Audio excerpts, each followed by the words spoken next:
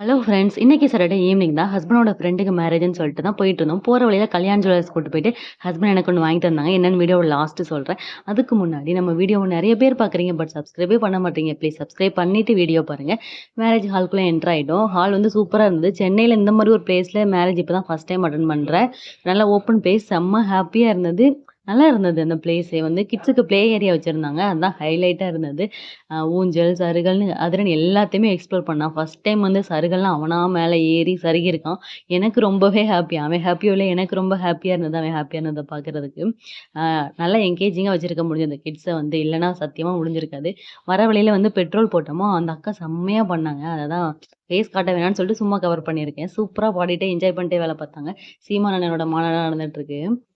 Next வந்து வீட்டுக்கு வந்தோனே ஹஸ்பண்ட் கையால இந்த கொலுச மாட்டும் தானே நமக்கும் சந்தோஷம்.